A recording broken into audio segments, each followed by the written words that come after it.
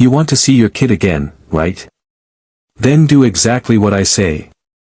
That's what the fake HOA cop growled at my visitor, like he was starring in some low-budget Netflix crime show nobody asked for. See, in this place, if you don't look like the rest of the cookie-cutter crowd, someone's gonna clutch their pearls and assume you're up to no good. And oh boy, Hayes was just that someone. The kind of man who sees a new face and instantly thinks, ah yes, crime has arrived. Before we go any further, comment where in the world you are watching from, and make sure to subscribe because tomorrow's story is one you don't want to miss. Now let's get back to the moment things went sideways, fast. It all started on a quiet afternoon in Maple Crest Estates, where the lawns are cut shorter than people's patience and the HOA treats parking rules like the 10 Commandments. My visitor that day was Jessica Vance, a family friend dropping off paperwork for my wife. She parked her blue sedan next to the community park, not blocking anything, not breaking rules, literally minding her business. But Hayes? Oh, Hayes saw a woman from out of town and acted like she drove in with a trunk full of stolen gold. He stormed up to her car, hand resting on his holster like he was about to save the nation. License and registration, he snapped before she even rolled her window down. Jessica blinked, polite but confused. Is there a problem? The problem is you people think the rules don't apply. You people. One thing about racists. They love a vague insult. It's like seasoning for them. Before she could respond, he ordered her out of the car like she was on a wanted poster. She stepped out slowly, calm, because Jessica never cracks, especially not in front of a man who thinks authority is measured by chest size. Hayes started searching her car without permission. Translation, snooping for anything he could twist into trouble. And when he didn't find any, he pulled out his own little party favor, a tiny bag of white powder, and slipped it under her armrest. Found it, he smirked. Found what, sir? The prop you brought from home? But Jessica didn't react. At all. Because the whole time, her hidden camera was recording every second. Hayes leaned into Jessica's space like he thought intimidation was a personality trait. This is possession with intent, he said, holding the fake bag like it was a trophy from Villains, or U.S. Jessica looked right at him, steady, unreadable. That's not mine. Oh, sure, he hissed. Now here's how this works. He stepped closer, breath hot, ego hotter. You do what I say, or your little boy grows up without a mother. Tell me, how do you threaten a woman who already knows exactly how you're going down? He lowered his voice, nasty and slow. Start by taking that top off. And that's when Jessica froze, not from fear, but from pure calculation. Because Hayes had no clue he was starring in his own downfall. The tiny camera under her jacket. Recording. The pin-sized transmitter in her sleeve. Streaming everything to a secure server. But sure, King HOA, go ahead.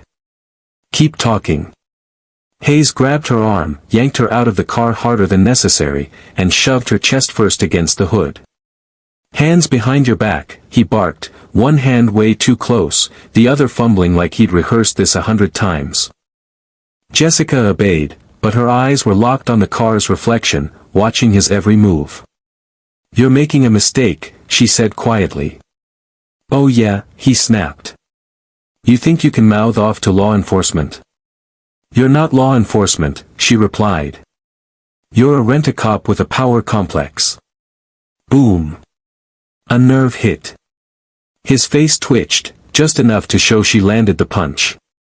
And right when he reached for his radio to regain control, a different voice crackled through the air. Unit 47, report your location. Hayes jerked back like someone slapped him.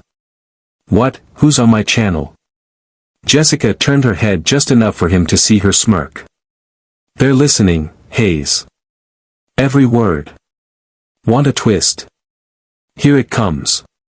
Two real police cruisers rolled around the corner, silent lights, steady speed, the "we know exactly what you're doing" kind of arrival. Hayes panicked. Jessica didn't even blink. He tried to push her back against the hood, but his hands were shaking now. This woman, she's under arrest. For what, sir? Because we're all waiting. One officer stepped out. Sir, step away from the vehicle. Jessica lifted the planted bag between two fingers like it was trash he dropped on the sidewalk. You mean this? She said. Because he just put it in my car. Mini twist. When they searched Hayes, they found 2 more identical baggies in his jacket. How? Because he was that sloppy. And Jessica? She simply straightened her sleeves, transmitter still blinking red. The look on Hayes' face when the officers pulled those identical baggies out of his jacket. Priceless. Like a kid caught stealing candy but trying to blame the cashier. Those aren't mine, he sputtered, voice cracking like cheap speakers. One officer raised a brow. Sir, you really want to go with that? Jessica didn't even try to hide her amusement.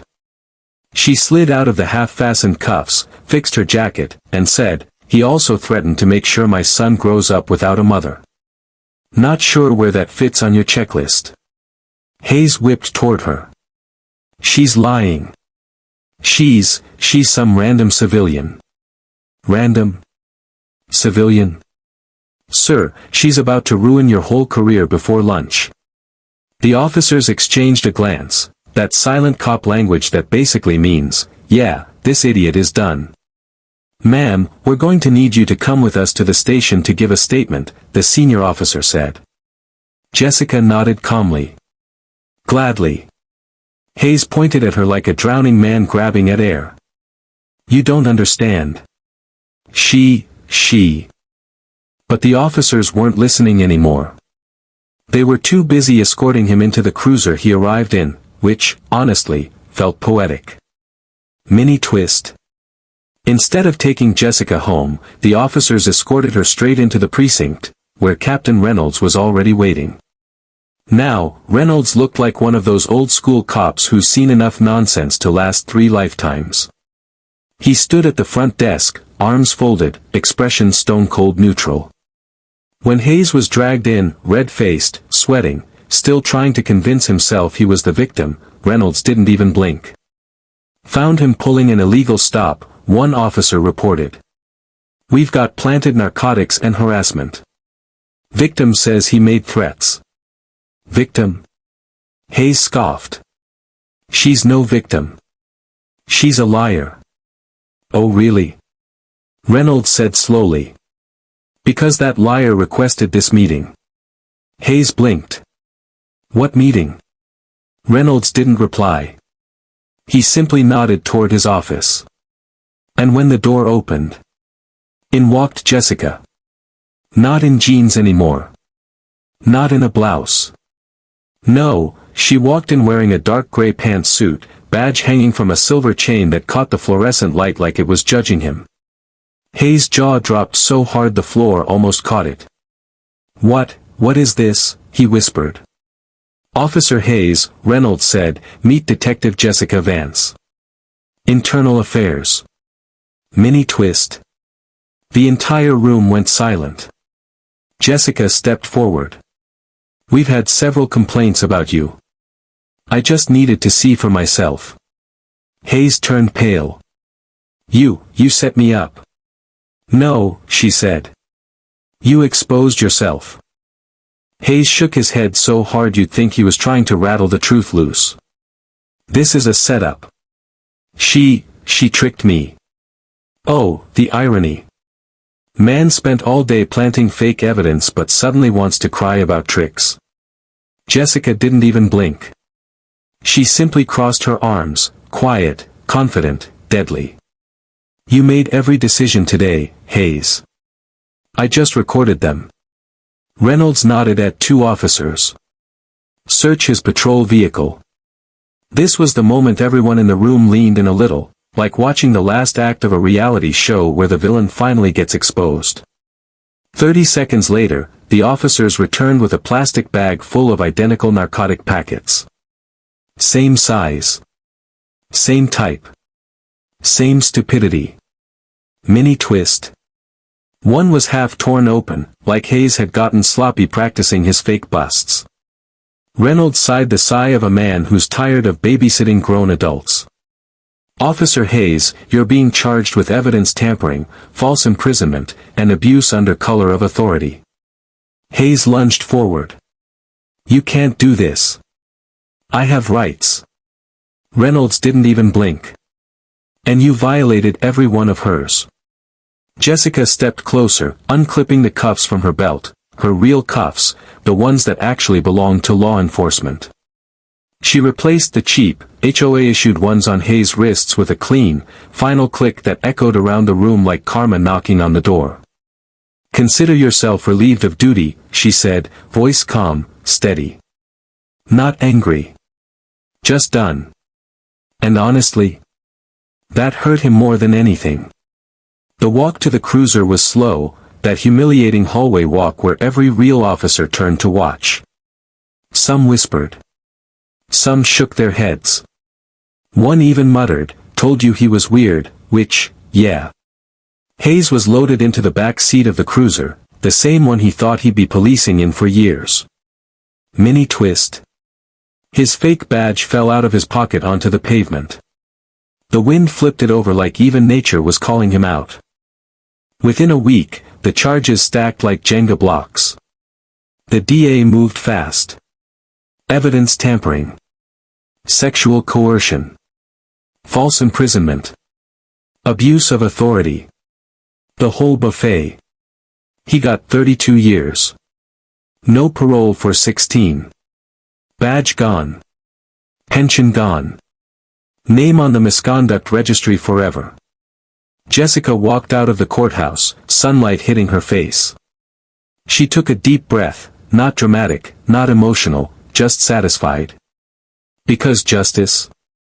It landed exactly where it needed to. Thanks for watching this story to the end. Drop a comment about what you would have done, and stick around, I've got another wild one dropping tomorrow that you do not want to miss.